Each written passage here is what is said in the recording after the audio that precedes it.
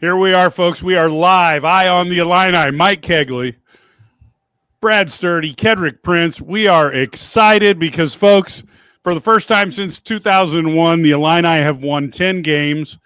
And I think when Brett Bielema came in there and Big Ten Wested a very good and very tough South Carolina team, I feel like the Illini are now a respectable force in college football. I'm not saying they're the number one team, but I'm saying they are no longer a team that people can look at, put a W on. They now are looked at as a team like, oh, shit, we better have it together because this team's going to play.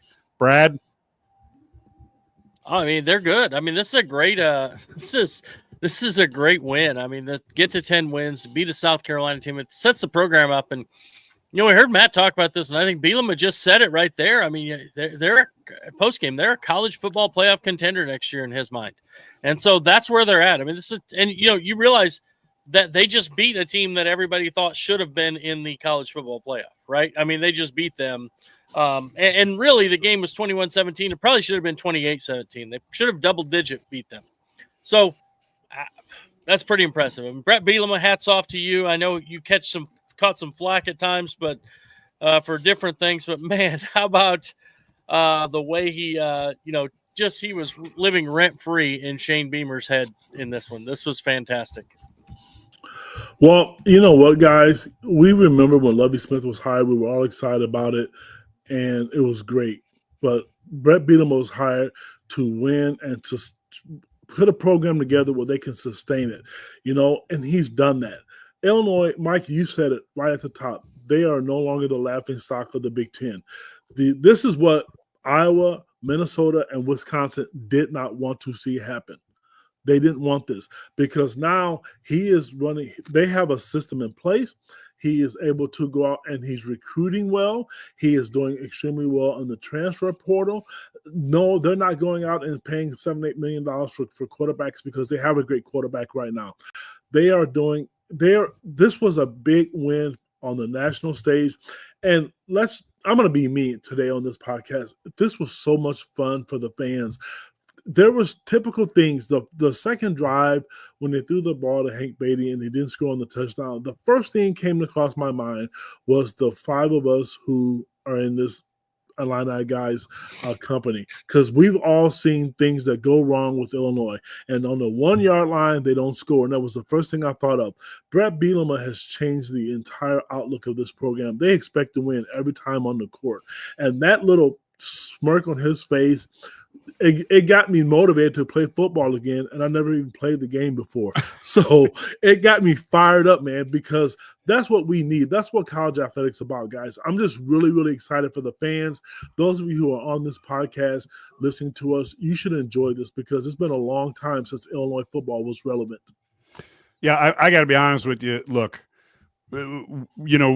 we've all been defenders of Brett Bielema, and people have said, oh, you guys are just, you're trying to soft pedal it because you cover Illini sports. Hey, look, folks, anybody who knows me knows what I thought of the Weber and Gross era. Anybody who knows Brad and Ked knows they call it straight down the middle. I am telling you, Brett Bielema sold me when I interviewed him one-on-one, and I felt like I was dealing with a corporate vice president as opposed to a football coach, like let's be tough and growl a lot. This man has a plan, and I'm telling you right now, I really feel like next year, I'm not saying Illinois is going to be in the CFP, but they're going to be a team that has to be thought of when they think about what's going on in the CFP. You can feel free to bookmark this, throw it back at me, but this is a young team. It's got a great coaching staff, and the NIL funds are starting to come, which means they're starting to be able to pick and choose who they need to make this team better. Brad, am I delusional or what do you think here? Yeah, I mean, I think they're one of the, they were one of the younger teams in college football, especially one of the younger good teams in college football. They only had 14 guys running out of eligibility. I think only maybe 13 now with that new rule. Maybe only 12 or 13 with the new NCAA giving guys an extra year. So this is a team that has potential. It's there, and if they can add a few guys in the portal. By the way, they need to add a punter. I'm just going out there, boy. Anybody else glad they didn't have to punt at the end? I mean, but Yes. So they definitely need a punter. If they're going to be successful next year, but I think they're going to get an offensive lineman or two coming up. I think they may get some good news on that front.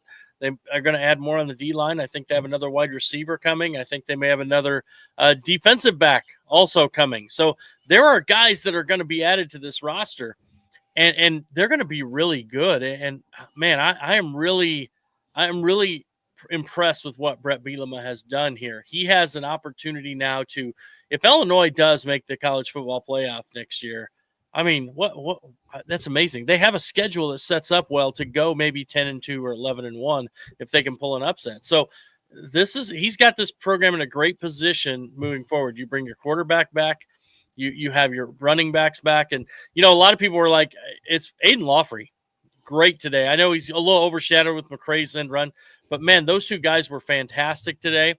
And that doesn't – the starting guy, really the guy who was Caden Fagan. He isn't even playing right now because he's injured. So that's why you have to have that running back depth, and even a young guy like Khalil Valentine's very explosive, and they brought in good guys too. So this is really they're really in a good spot up and down. If they can shore up a little bit on the line, both lines. But I thought their lines were good today. I will say that. I mean, I thought both lines played well today. So if they can shore those up just a little bit, add some depth, man, they can be really good. Well, I'm going to change my tune, Brad, just because you mentioned line. I have been probably the most critical of all of us about the offensive line. I don't know. Did Luke Altmaier even get sacked today? I'm not 100% sure. One opening sack. drive. Okay, the offensive line did their job today. They did what they were supposed to do. And you're right. For the people out there listening, it's early in the podcast, but we're telling you, the recruiting is going to pick up. Brad's right. They're going to get more players in the portal. If you heard and listened to Brett Bielema's press conference that Matt Stevens recorded, he mentioned on January 2nd, they have to get back because there's a big recruit coming on campus. Now, here's what I want to know, and it should be us who know this, but I really don't. Illinois has the potential to come into the season next year, preseason ranked.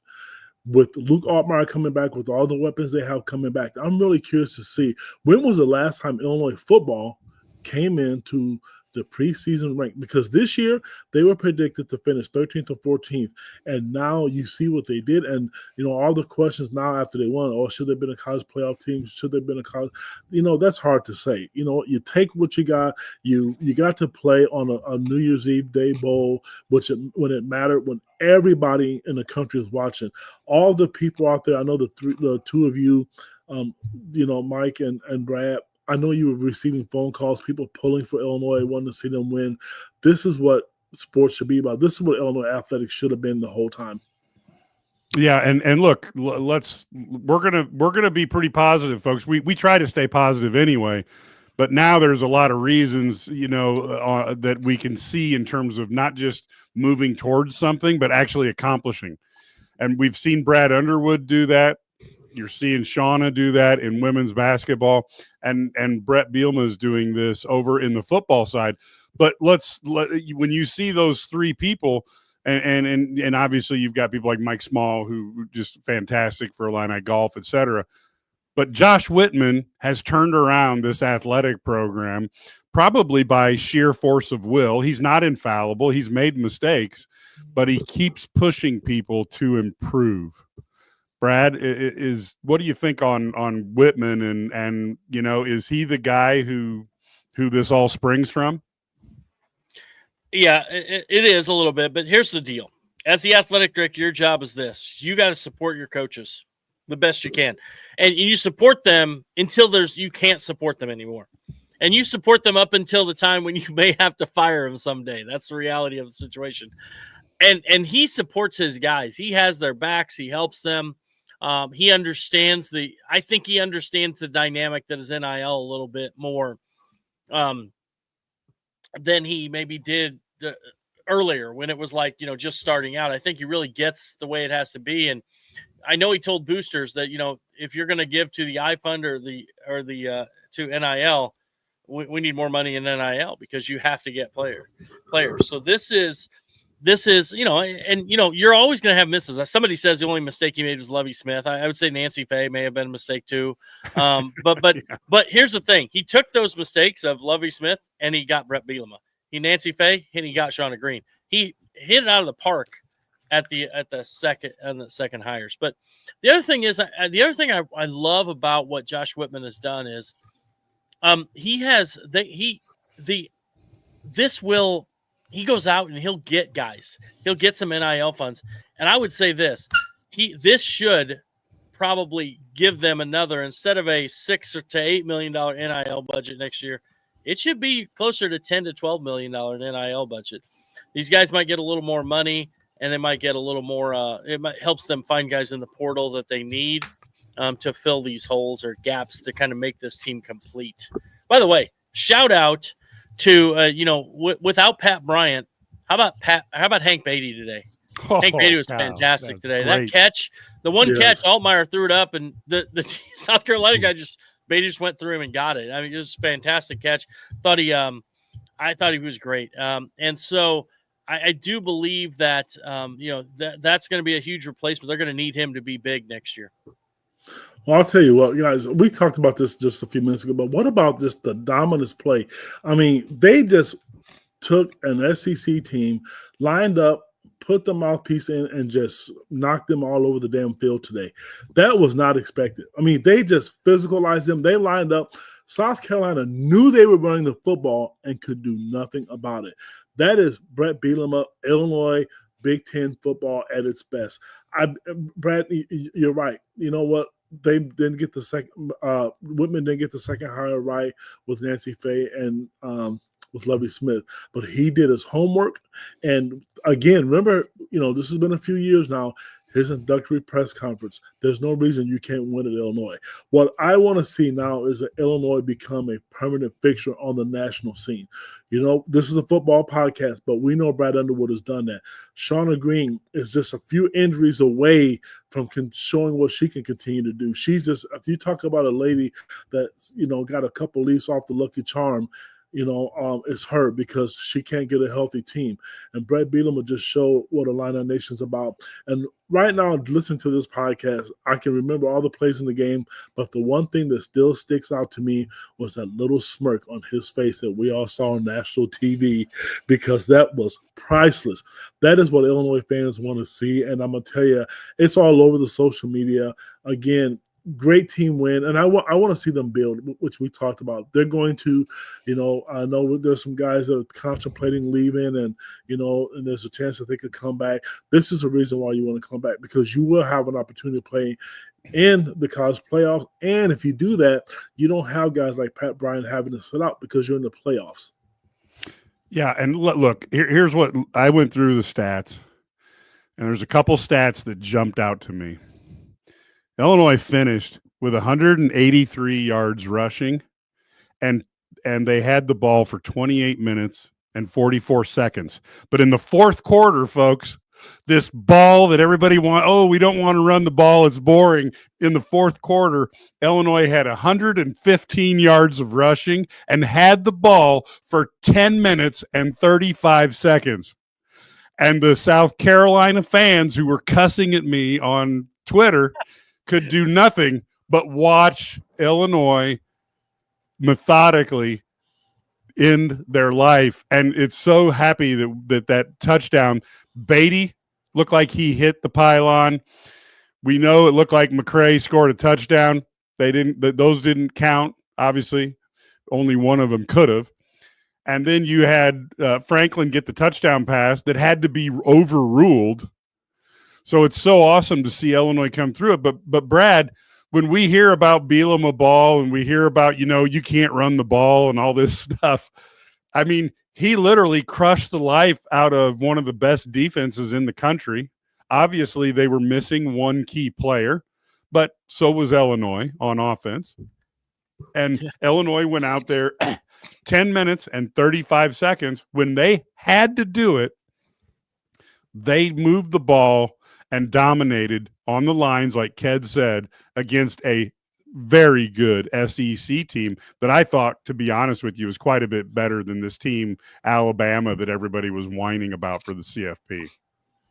Yeah, no, I agree with you. By the way, we're still getting cussed out on Twitter, and so is Bielema. So we got that going for us. So it's always good.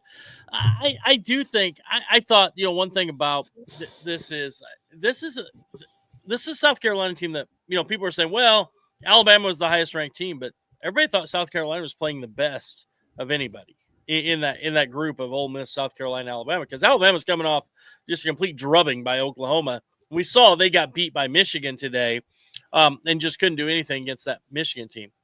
Does that make Michigan, by the way, since Michigan beat Alabama, does that make it a good win for Illinois and Indiana now? I trying to figure out how the SEC works. Well, according to SEC fans, it's now an okay win. Oh, okay. I was just curious how this works because, you know, because Alabama again couldn't beat a 7-5 team or 6-6 team or whatever they lose to. So no, it's it's very interesting to see how this has the all the banter back and forth between Big Ten and SEC. And right now, if the Big Ten, if Penn State or Ohio State or Oregon win the national title this year, and they're 3 of the 8 teams remaining, and I think they're going to be 2 of the 4. Well, clearly they're going to be 1 of the 4 because they're playing each other, right? Right, exactly. But I think they're going to be 2 of the 4. If that happens, you have a Big Ten that has dominated the SEC head to head right now, and to win back-to-back national titles, we got to start. Do we start saying it just means more? It just means even more in the Big Ten? How does that work? I'm just talking smack. Well, you know what, though? What's really weird is because of the new teams in the Big Ten and SEC, you've always had those Big Ten and rivalries, but now it seems more magnified. It seems like right now that's all they're talking about. And what's tough for Big Ten people in Big Ten country, because the games are on ESPN, a lot of the games, you're going to get more bias toward the SEC a little bit. But the best way to shut them up is to win games. And I mean, like you look at the ACC, oh my gosh, I mean, what are they, 1-9, I think I saw today. I mean, this is just a big conference dominance, and to show and flex your muscles. Michigan won the national title last year, but again, because I'm a recruiting nut, this all matters. You can go back to recruits, and whether it be a kid or Michigan or Oregon, and say, hey, you know what? We're in the Big Ten, got the best market. We win. We went head-to-head against them. And if there was one team, it was an SEC school that let a Big Ten win slip away, was Rutgers. I thought that game was won. I turned away and found out that they lost. The Big Ten's had a good showing, and no disrespect to my Iowa fans, but if Kirk Ferentz wouldn't have punted that ball yesterday, you might have another win under your belt. Yeah. Well, let's go and talk a few subjects because I don't want to miss anything. The first one is St. Dominic's Rosary may not have heard our halftime show when we talked about the importance of Illinois high school recruiting, and we certainly were all over that, and that was fantastic. But a few things. First off, Josh McCray has been one of our favorites at Illini guys the whole time he's been here. But, boy, wasn't that awesome to see him get that opportunity after all the injuries and all the different times that he could have chosen to go another route, to try another school. Here he is, the first guy who committed to Bret Bielema, and I think he's a fantastic player. He is fun to watch. I thought it was just – I was really heartwarming to see him play such a key role in this victory. Yeah, this is Josh McCray is the first recruit for Bret Bielema. It's fantastic. I mean, great story. He's battled injuries, and he was huge today. And this is, I mean, that's what it's all about. Like, and I know college sports are now about money and all this stuff, but it's about persevering and overcoming, and that's what Josh McCray did. I mean, he persevered. He fought. He overcame all the injuries, and here this guy is, and he's you know. He's been great. I mean, I just don't know what can be better than that. I mean, that's a great story, right? I mean, this is a guy who, you know, just does all those little things. And man, was he fantastic today. He broke on that touchdown run where he broke those 2 tackles. And now his 60-yard run, basically, I don't know that he was really touched. That was an easy run that most guys can. I wouldn't have made it through the hole yet. I'd still be in the backfield, but most of these guys would have been through it. But that touchdown run from 6 yards, from 9 yards out on 3rd and 3, That was one of the biggest plays of the game, and he broke 2 tackles, sheds a guy, and runs through. And man, it was so much fun. Well, another thing about Brett Bielema, if you remember a few weeks ago, well, I guess more than a few weeks ago, when he was talking about Josh, he got really teary-eyed and he got emotional because of his journey with the injuries and, like you said, his family life, and then him being the first recruit. It was good to see him, perform the way he performed today, and that's how dominant he was. And every time they needed 2 or 3 yards, South Carolina knew it, but couldn't do anything about it. Yeah. Now let's go to another player. Hank Beatty, just unbelievable. He got robbed of a touchdown probably at the start of the game, had multiple big plays. Brad, obviously you're very familiar with him. Is there any difference of a player who's playing with injuries and a player who's playing healthy? And if could you describe that to me? Well, I mean, this is remember at the beginning of the year, Beatty was out, and we were like, why is he not in, why is he not returning punts? Turns out he's one of the best punt returners in the Big Ten, not the country. And he's been fantastic back there, but he wasn't playing because he was, wearing the injured jersey. So it wasn't 100%. Now you got a guy who's healthy and he's running, and you see his ability to get in and out of cuts. He's got great hands, made big catches. And I actually think he scored on that touchdown too. I do think that was a touchdown. I think he hit the pylon. So Bielema should have thrown out the flag and tried to get a. But review. It probably wouldn't have been as much fun then because they'd have been up by more points, and he wouldn't have had to troll Beamer, and we wouldn't have had all that fun that we had. That is a good. We wouldn't point. have memes going around. So this is why he didn't throw the flag, because he wanted to be able to troll Beamer down the stretch and win a closer game. So that was it all. No, but Hank Beatty. Again, another example of a kid persevering. I mean, this is a kid who came out of Rochester High School. He played wide receiver as a sophomore and then played quarterback his junior and senior year. So this is a kid who comes in. He's behind Isaiah Williams, but he earned his spot, then this year. And I think next year I think you're going to see a breakout Hank Beatty. I think he's going to be really, really good. They're going to need some help on the outside, but I think as a slot guy, I think Beatty's fantastic, and I think he's going to be really good there. I have a question for you guys. So this was a Big 12 officiating crew, if I remember, my memory serves me correctly. Now, we've been really critical of the Big 10, but I want to know what your opinion of the officiating crew was today, because that was just awful. I saw fans from opposing teams they were asking, where in the hell this crew come from? And I don't understand why they didn't even review the McCray touchdown. They didn't even look at it. So I'm just struggling with why, on a game of this magnitude, that they could not get a better officiating crew. And let me ask you, was that really taunting? Maybe Brett was because he laughed, but I don't know. I mean, it's hard to say, man. I think it was a little bit of taunting, but you know what? It's like, whatever. I mean, it wasn't like it was egregious. It's one of those things, and I thought it was funny. I mean, but Beamer just lost his crap. I mean, you can't do that. I mean, you can't lose your stuff like that. And by the way, do you think Beamer wanted to get by his coaches there? Do you think he really wanted to get by the coaches and go after? That's the last thing that man wanted. He's like, hold me back. Hold me back. You can't hold me back. Hold me back. Make sure I don't get through, because I don't want to fight it. No. But yeah, no, so much fun. But yeah, it was a lot of fun. I don't know that you could have a better ending to a season than what Illinois. That was a great bowl game. That was so much fun. Remember talking about eliminating bowl games? Yeah, they don't count, Brad. They don't count. Nobody cares. Yeah. Did those guys play like they didn't care about this bowl game? Did those kids play like that? Man, that was fantastic. That is a tribute to those coaches, though, right, Brad? Oh, for sure. That's getting the most out of your guys and getting those guys to want to play. I mean, both teams, and this is both teams, because they did have guys opt out. Both teams had guys, their star player on Illinois, Pat Bryant, and their star defensive player and the running back to opt out for South Carolina. And Illinois had some other guys who didn't, their punter. That didn't help, right? Not having a punter, really, either. So, but overall, man, that was just that was impressive to get that kind of effort and intensity out of those two teams. Now, I had the impression that during the year, there were times Brett Bielema wasn't very thrilled with the defensive substitution rule himself, but I thought that was a wise move to kind of take the initiative away from a very athletic South Carolina team and to use the rule book in your advantage. I'm not saying that, this isn't pro wrestling. He didn't throw the rule book away. He took the rule book and said, how do I use this to mess with these guys? And I thought that was very well done. And I thought he got into Beamer's head. And I don't know that there was any, I don't think there was any like call that Beamer messed up on because of this. But as a player, when I'm watching my coach melt down over something like that, I'm like, Jesus, coach, we got to play the game.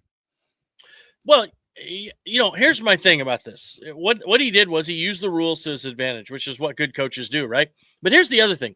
South Carolina also, they saw on film that South Carolina did a lot of late subbing. And teams wouldn't change. They'd make one sub. Well, if you sub one player, then Illinois runs 3 guys in and 3 guys out when you make that one sub. But it wasn't the first sub that was getting them. South Carolina they were constantly making one sub. And then 5 seconds later, another guy would come on, which meant Illinois could make another set of subs. On that goal line situation, they used that timeout. They didn't just have the first one. They had 2 separate subs. That's why he had to use timeout, because Illinois then said, okay, well, let's send 3 guys in. And that substitution pattern is part of the game. Could they, and it's up to the officials to decide if they're getting on and off fast enough. And they, at the end of the day, though, do a better job of being prepared. Now, I get it. It's first game for Shula calling plays for South Carolina, and maybe that was caused some issues for them, but Bielema took advantage of that. But I think what really happened here was Bielema used the rule book to disadvantage because they like to play up tempo, and he slowed their tempo down, and he made it difficult on them. So that's just all it is, and it's part of coaching. It's no different than it's no different than in basketball, a team holding the ball. And you can't get it from them, and running clock 20 seconds off the shot clock before they run any offense. It's no different than that. It's the same type of play. It's just controlling the pace of the game the way you want it to be. He played within the rules. It's coaching. And speaking of coaching, let's give a tip our hats to defensive coordinator Aaron Henry. Now, we could talk about, South Carolina having a new offensive coordinator. Illinois' defense was solid today. They kept the quarterback, and within the pockets. They made plays. They made big hits. They weren't, other than the big play, I don't know what was 50, 60 yards on the field, and the receiver almost dropped it. They didn't break today. And I've seen a lot of growth in what he has done with his defense. And kudos to Coach Whitman. To Coach Bielema for sticking with Aaron, because he's slowly making a name for himself. He made all the right calls today. Just very, very, very impressive today by Aaron Henry. I don't think that can go unnoticed, and we shouldn't, take that for granted, because there's, 2 years ago, people were mad and upset because he was giving up all the points, and granted there was a turnover in roster. Now he has some players to play with, and he's making calls. You can tell this staff, we've seen all the fun stuff on social media, but this staff was prepared, like Brad just mentioned. They looked at the game film, and, we see all the fun things, but they broke down and they took advantage of everything that South Carolina typically did that they took away from them. Yeah, and I do think we're seeing – this is where I go back to Brett Bielema is proving that what he did at Wisconsin – and maybe learning from some things that didn't work at Arkansas, and then pulling in some things from being in the orbit of Bill Belichick. He's all of a sudden, he's bringing all those things together. And I think that the Brett Bielema we have today is probably, believe it or not, a better coach than the Brett Bielema that we got 4 years ago. What else can you ask from a coach other than to bring your A game and keep working on it? Well, I mean, this is a guy who I do think you're right. I think he's a better coach than he was, at Wisconsin. I think Wisconsin, he had so many amenities. He came in. I think one of the reasons he left Wisconsin was to show he could do it not at Wisconsin, because it was still Barry's program.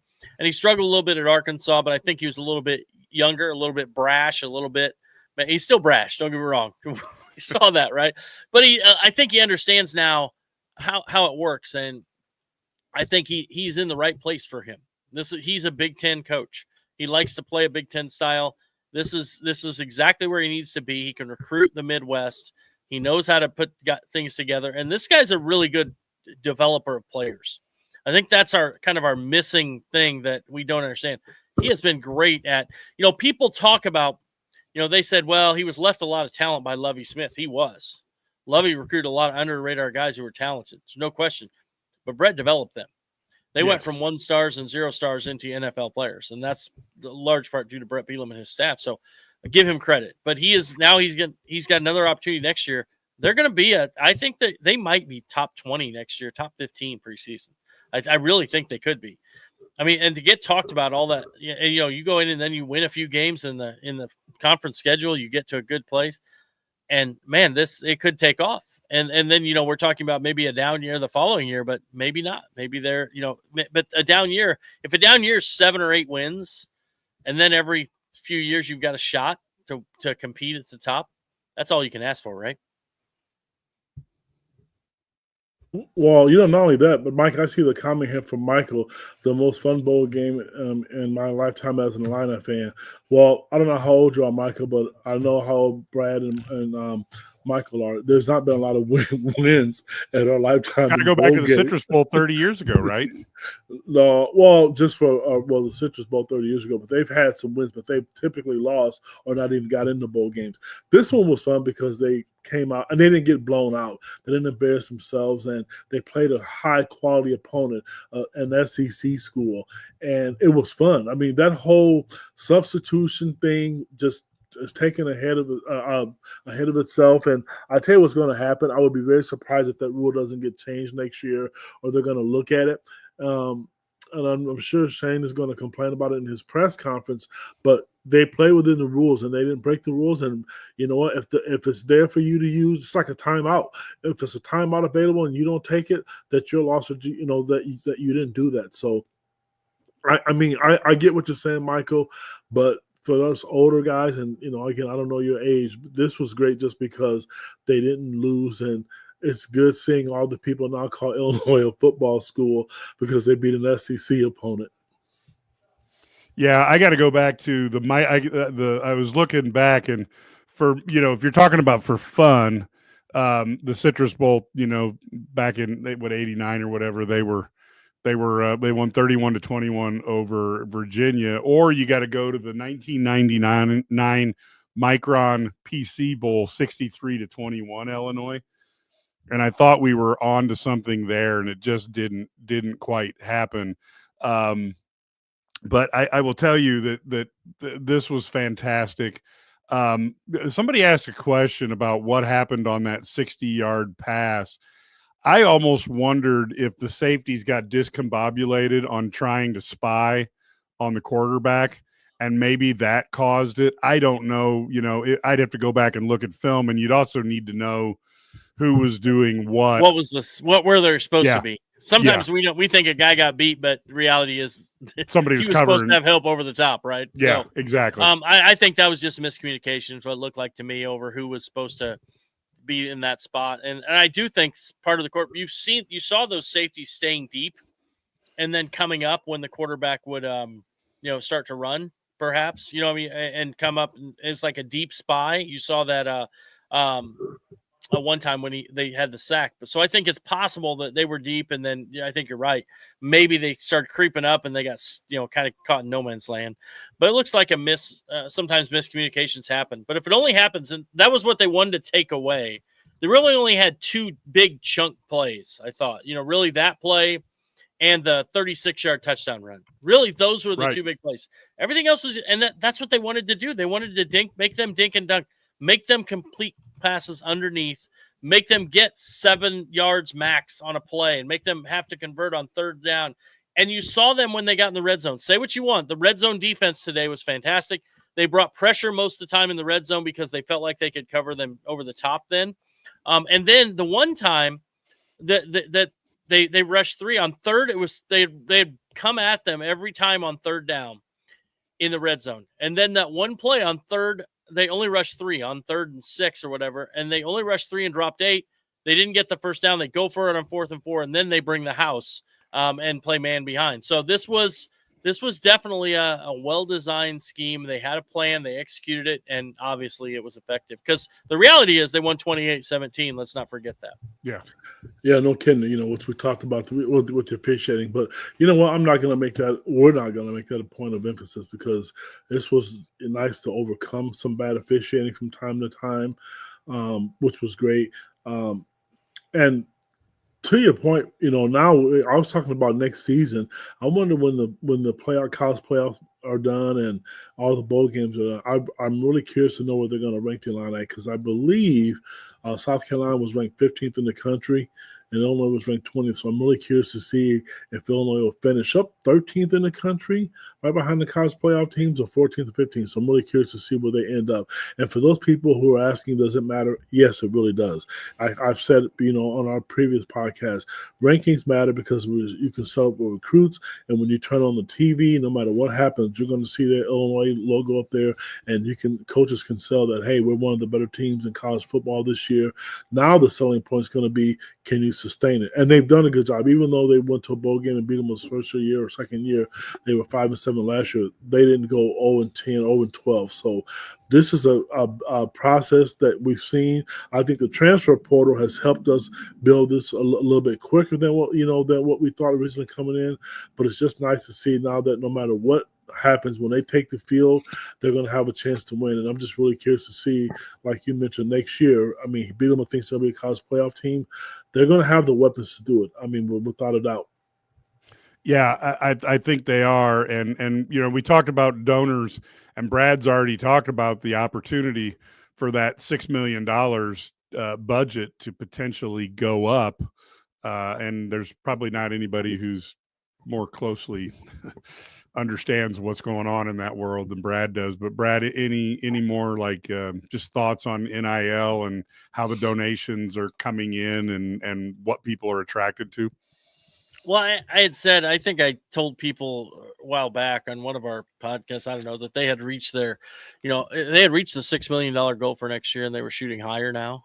I think now you're looking at a team that has a chance to go even higher. I think you're going to have some boosters or some big donors who are going to throw in some extra money.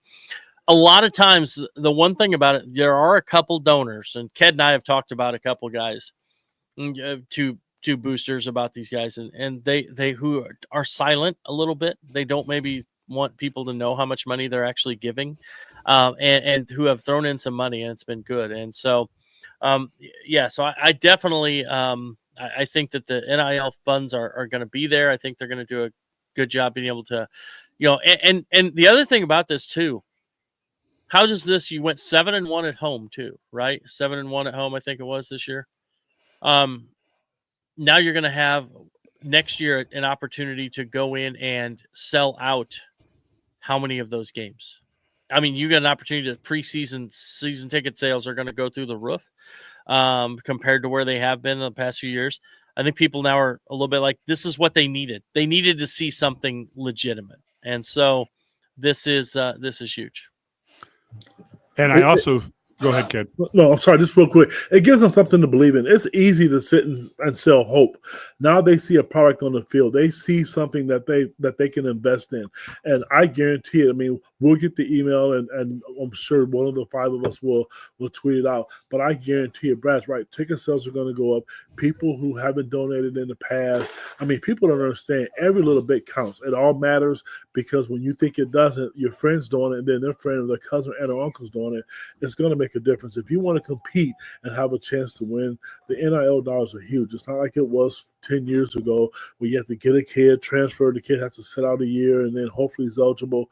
This stuff really, really matters. And, now that a lot of people are involved, and if you're in the media business like, we are, you kind of, you get some of the rumblings and what's going on behind the scenes. And Illinois is not where Ohio State is and Penn State and Oregon. We've talked about that, but they're slowly climbing the ladder.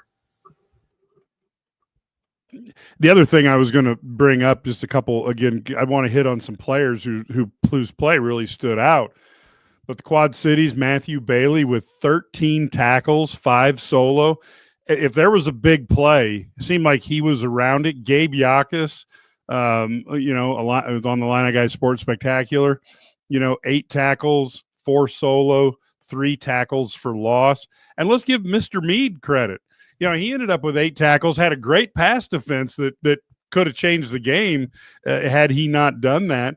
I just look at what was going on out there, and there was just a lot of guys who were contributing, and it goes back to what we've talked about with Brett Bielema being able to coach guys, and then you have him and Aaron Henry working on game plans, and boy, that really kind of epitomizes why I have hope in this team, because Brett Bielema doesn't have to have the best players to win.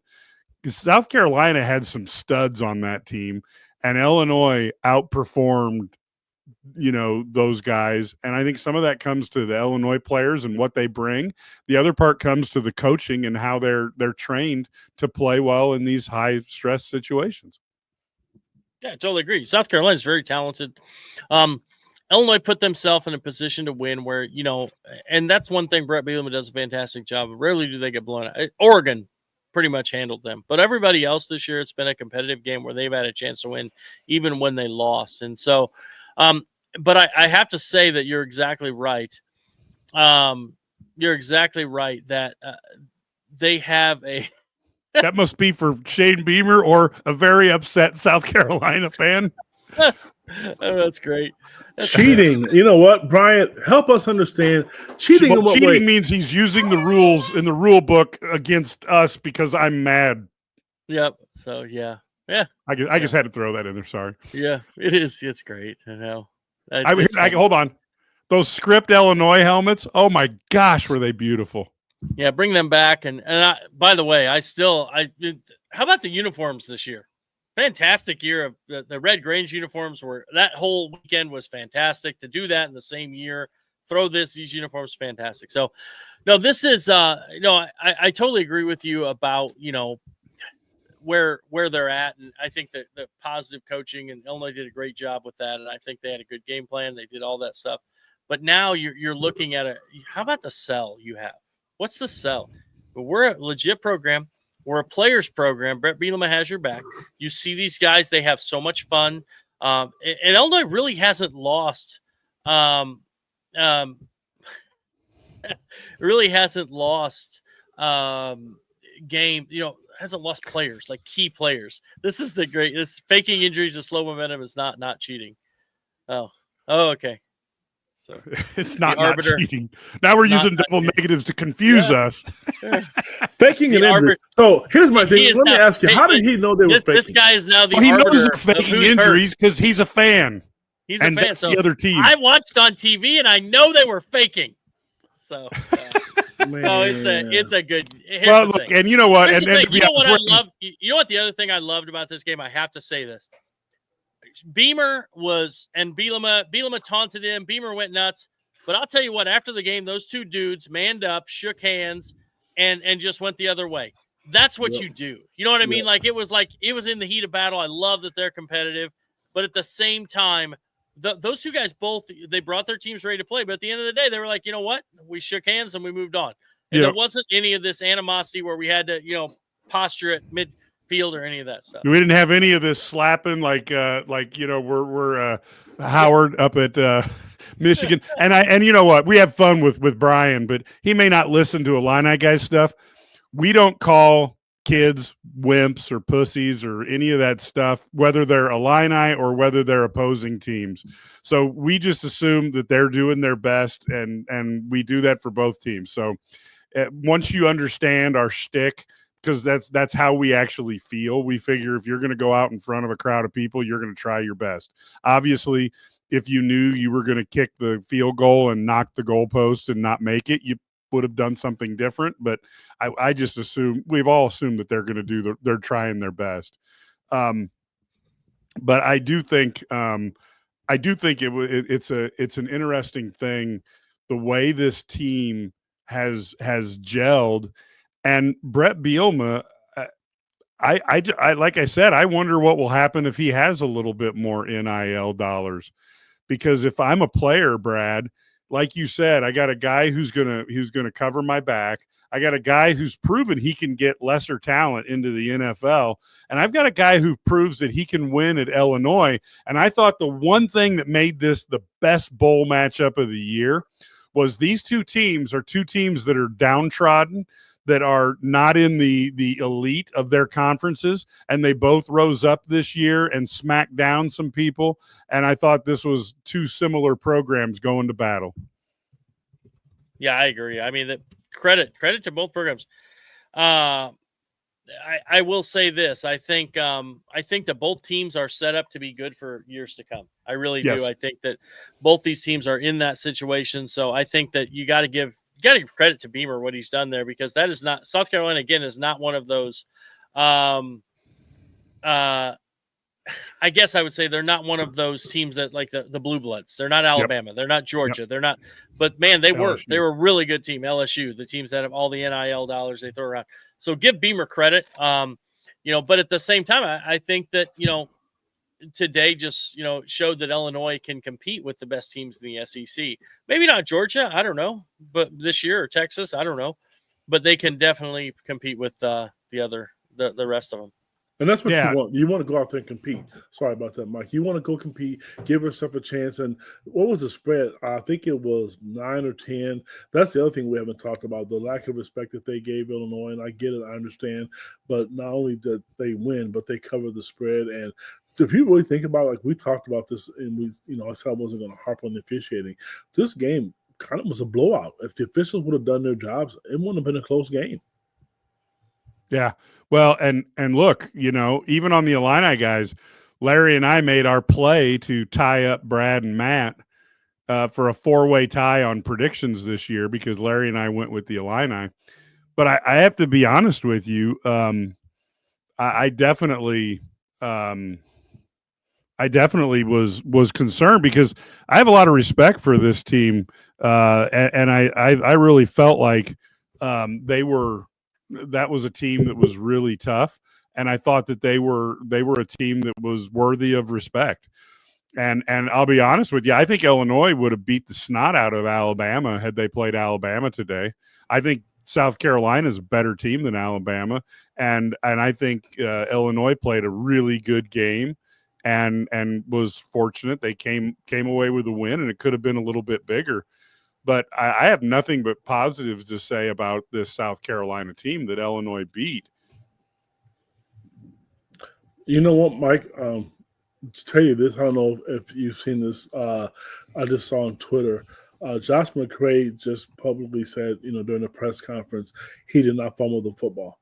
He was 100% sure he didn't fumble it, and we talked about this earlier. Very disappointing that they didn't go back to check that play out or overlook it. Yeah, well, and it certainly looked that way from the video.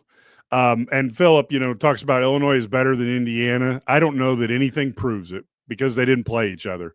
But to be honest, now I'm going to even go out where I'm saying that South Carolina is better than Alabama. But when they played each other, Alabama beat South Carolina. So, it's a little bit crazy. But I do think that Illinois versus Indiana, we unfortunately were cheated out of seeing a great game by the schedule makers. I would have loved to have seen that. And I believe, I don't have it right in front of me, but I believe Illinois will be playing Indiana. I think they're going to play them next year. So yes, they are. I saw 100% sure they are. Yep, and that is going to be fun, because look, Brett Bielema is a damn good football coach. Curt Cignetti is a good football coach. We'll see if he can elevate, do this a couple years in a row. But Cignetti's a heck of a coach, so I have nothing but hope for watching that team. And I don't know if they'll win 6 games next season. And the point is I know people don't like Indiana, and I don't like Indiana, although Iowa is my worst Big Ten team because of Bruce Pearl. But the bottom line is Indiana's got Mark Cuban throwing in money, and they've got Eli Lilly people throwing in money. So I think that football team is going to have a few years where they may be able to attract folks, and Cignetti's a good enough coach that he may be able to build something up. And I think Bielema may be in the same position. I just think that Bielema is proving what he can do, because again, and I've been an Illinois fan. I grew up in Mahomet. I've been going to games since the 0-0 tie. 1977, 9, whatever it was. I've been going there that long to watch games. And ultimately, the Illinois is a very hard place to win. And Brett Bielema is proving exactly that he can do that. And I'm going to give him nothing but props, because how many guys have been there and tried and failed? Any thoughts, Ked? Well, Mike, I'll tell you this. Let's look back. I'm going to talk about myself. I'm not going to include you with this. There were times earlier last year, I was critical earlier in the year, comments about, what to do on offense, what to do, this and that. He has a system, and there's a reason that he is being paid as much as he is.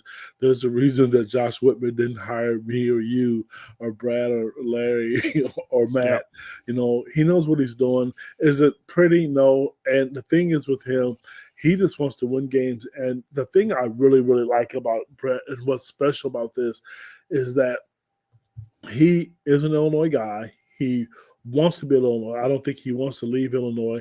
He's passionate about it. Here's a guy that when he does a TV interview, radio interview, he always ends it with ILL. That's a homegrown guy, and you can sell that within the state. One thing Matt Stevens and I talk a lot about is him getting the top 1 or 2 players in the state. It's going to take a while. It's not going to happen overnight. They're going to get some. No disrespect to Beatty and all those guys, but I think when he got Caden Fagan, that was a game changer for me. And even Malik Elzy. Malik had to play behind some really high quality receivers this year. Next year, it's going to be his show. He's going to have to show people, how good he is, and it's going to be his opportunity to go out there and perform. But and if you look at every state, all your best players don't stay home. They just don't. You're going to lose some. Would it be nice to get more great? Yes. But at the end of the day, I tell people this all the time. They're right now, it was 9-3, but today they're 10-3, and they didn't have the best players from the state of Illinois. All of them stay home. Would it be great? Yes. But some of those players you have to convince this is a good place to play. Illinois, if you come and stay home, you're going to have a chance to play. Brett can sell that because he is an Illinois guy. Yeah, I agree totally. And I do think that he basically understands the state of Illinois. And I have to just wonder how good Illinois could be if he could start cracking into some of that Chicago stuff where we've got guys who've sent people to Iowa, Wisconsin, Michigan for decades. Notre Dame. Notre Dame. I don't think you're ever going to solve that problem, but I think there's going to be do you want to go to Iowa, and do you want to go to Iowa and play that horrific offense, because it ain't going to change till Kirk Ferentz. It wasn't his son, it was Kirk. So it's not going to change. And I got to think, to my way of speaking, at some point Bielema is going to start attracting these guys and these players and these coaches from Illinois, and particularly Chicagoland. And I'm again, you don't need all Illinois players. That's not my point. But my point is you could get where you get a few guys and you start really developing that, just like Nathaniel Marshall, I think was his name, the stud, who's going, I believe, to Michigan. You get a few guys like that, 1 or 2 like that every year. That really beefs up your team. It makes a huge difference. I guess I don't want to put a lot of emphasis on it because that shows our age, but back in the day, that was the thing you had to do.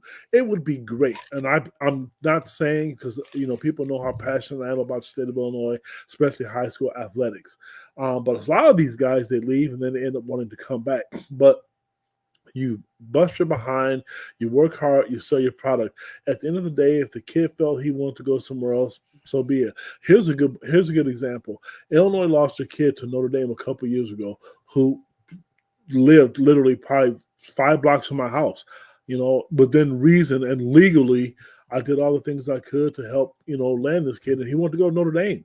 And his brother graduated from University of Illinois. So sometimes it just doesn't work out, and it doesn't mean that Illinois failed. It's easy to sit and say, well, the kid didn't go to Illinois, so you got to get a better coach, you got to get a better approach. Sometimes it doesn't matter. I'll use one example, and this is apples and oranges. Illinois lost a women's basketball recruit, Divine Burge, to LSU, and I've just learned over the last few weeks that was her dream school since she was 5-6 years old. Why? I didn't know that. So having said that, sometimes and she loved Illinois and still loves them. Sometimes it's just you can't overcome some of these barriers, and if things don't work out, that's why you don't burn bridges. These kids come back around.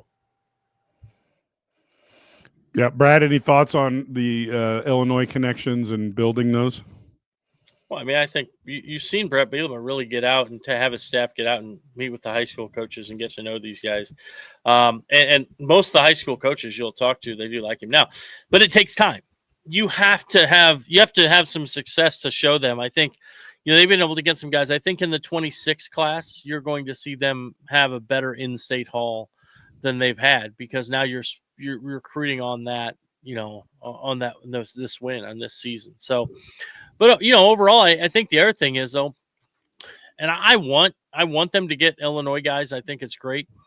At the end of the day, what you do is you recruit your high school guys. The ones that stick around and pan out, they're going to play whatever. The ones that aren't, you're going to go replace in the portal anyway, right? I mean, so at the end of the day, the portal is probably the most important part of this whole process. You still have to recruit at high school level, but for a school like Illinois, you're going to have to go out and get those guys. Now, somebody mentioned in one of the comments I thought was really good. I was talking about this revenue sharing and how if Illinois does have this $22 million, you're going to have a better thing. Now, that doesn't mean Ohio State's going to suddenly say, well, but it's even spending. But it does give you a pretty good baseline, because eventually you say, all right, so I've got, I can get $1 million from this school. They're going to give me 1.5. It's like, but if I really want to be at this school, the $1 million will be enough. You know what I mean? Like you can compete at least.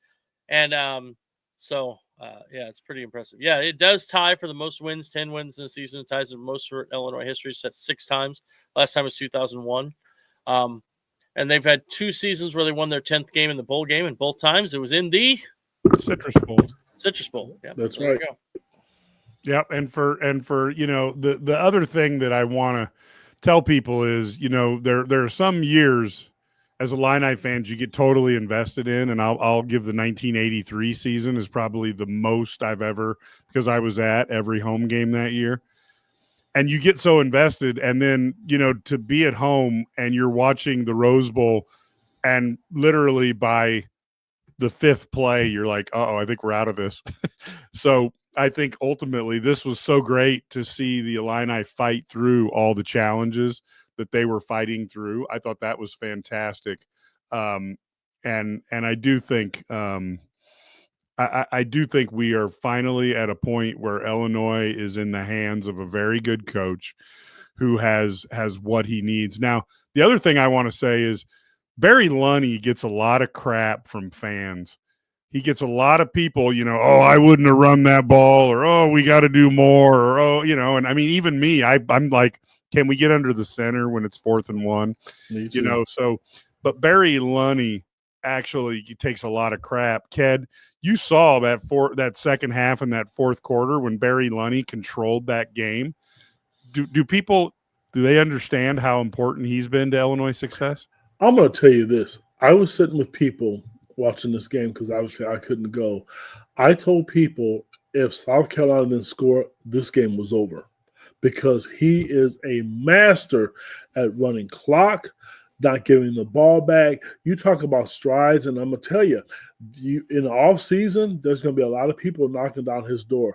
I don't say that he and Coach Bielema disagree, but his offense is hard. It's really hard to predict what you're going to get with the University of Illinois. I saw looks and schemes today I had not seen all season. He is a really good coordinator.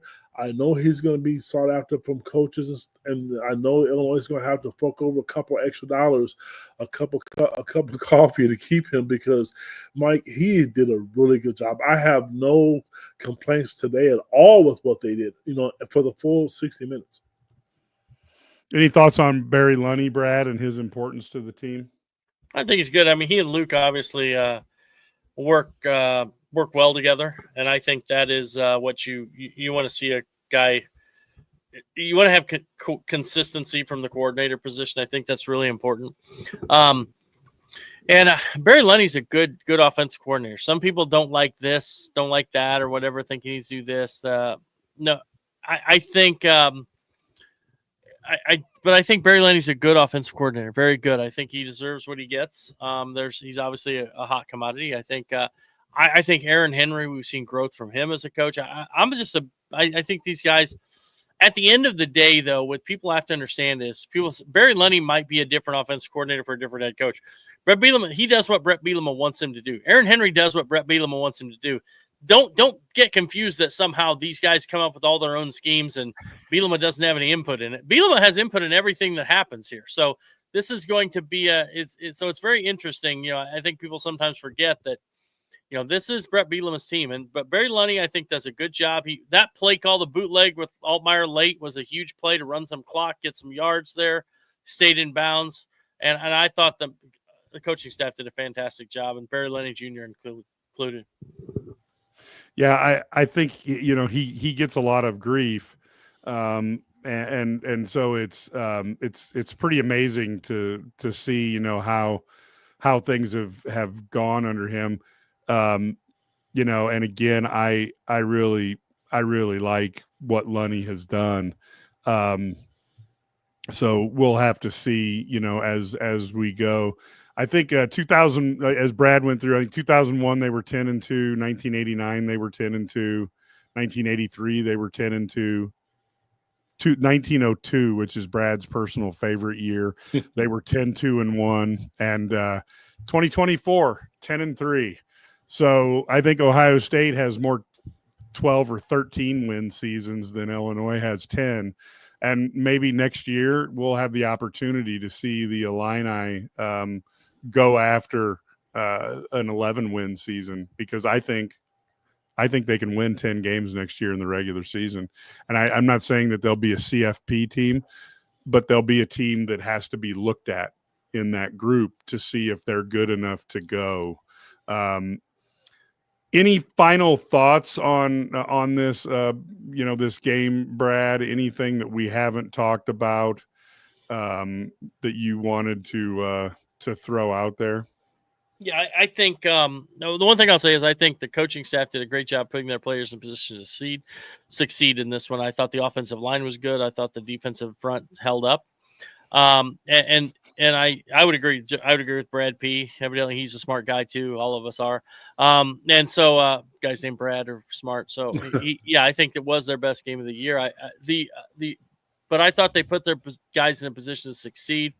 I think they understood that they had some deficiencies trying to cover wide receivers, and maybe at the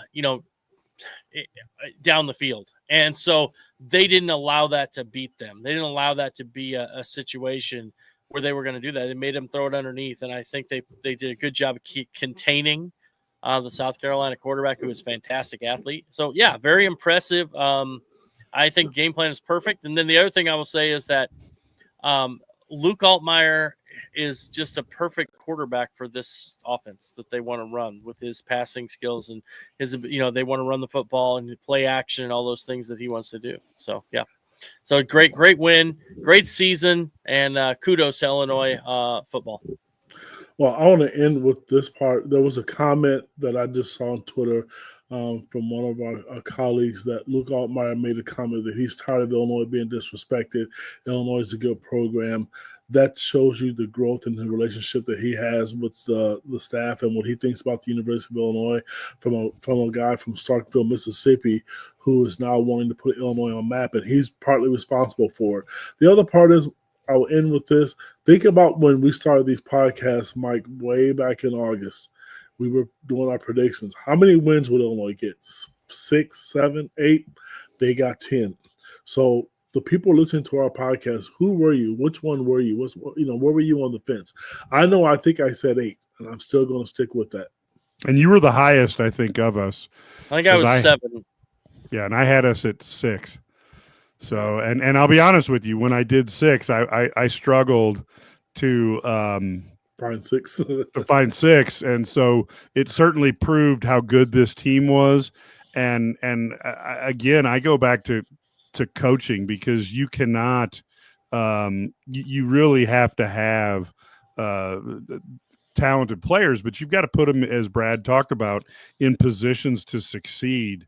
And man, they have done that, especially on a defensive line that we thought was thin, and they've done a great job of that. So what does this say about the program, though? When think about how many guys the last 2 years are in the NFL, from Devin Witherspoon to Johnny Newton to Sidney Brown to Chase Brown, and playing and doing well too. I mean, continue on down the line, and yet they're still winning 10 games, even though they're putting all it's. So they're replenishing the talent. That's what great programs do. Yes, I mean it's not a big deal when Alabama does it, right? I mean they do it every year. Georgia, whatever, they have NFL talent all the time, but Illinois got NFL talent and they're replenishing it and still winning. So this is good. Yep, totally agree. Yeah, I don't know that Brett's going to bring in Pat Fitzgerald as an analyst. Let's let a few lawsuits settle first. And we'll see. No kidding. I don't know if we're going to see that happen yet. Yeah, and I do think the development part that you bring up, Brad, because and perhaps he could bring in Deshaun Watson as his quarterback coach too. Yeah, while we're bringing it. Well, and I'll be honest, I would say that the development, and it's a little chicken and egg, and I know some people are going to disagree with me because I hear all these people saying, well, Brett Bielema inherited Devin Witherspoon and all these different players. They weren't playing like all Americans when Brett Bielema got here. And so there's a reason Lovie Smith got fired, right? Yes. And so to me, it's like when you try to play the card that, well, he had all this talent, he could have easily pulled a Deion Sanders and said, you guys suck out the door. And he didn't. And he had an eye to figure out, let's think about this. I'm going to have you guys guess a safety who's playing for the Detroit Lions. Did we know he was a defensive back before Brett Bielema and company got here? Yeah. Because never played, and all of a sudden you go from a guy who's never played to one of the best in the country. Yep. It's huge. Yeah. And so I think that is big. Coaching matters. Yes, it does. So folks, we are going to tap out on this one because at an hour and 6 minutes, I know that there's some fans who are having fatigue, but when Matt Stevens gets done interviewing coaches and players, I will be back on. So search for your Illini guys or search for @Mike Kegley on Twitter so that you can jump on and listen to us live. This and then the Matt will also be released later on as a podcast and as a YouTube, so you can peruse it later on. But we're not going to apologize. We are excited. We think this program has, under Brett Bielema, has given us multiple reasons to be optimistic for the future. And I'm going to tell you, I haven't been optimistic about the Illini like this since John Mackovic walked out the door, because when Turner was here, he certainly had great years, but he also could throw the 0 wins up. So I was never really sold. And when Ron Zook was here, I had no doubt that he could recruit better than any Illinois coach ever. I just wasn't certain if he could coach them. And so with Brett Bielema, I really think we're back to the era of John Mackovic, who a coach who can coach and has a plan and sticks to the plan. So with that, folks, we are going to say goodbye, but we'll be on a little later with Matt. And the final thing, which is important, it doesn't slow down, folks. Thursday night, Illinois plays Oregon in an awesome top 20 matchup in basketball. So don't take a breath right now. If you're going to subscribe to Illini guys, do it. Get on there so you can get the message boards. You can hear everything that Brad and Ked are hearing behind the scenes, the whispers, the rumors, the innuendo, so that you hear it first.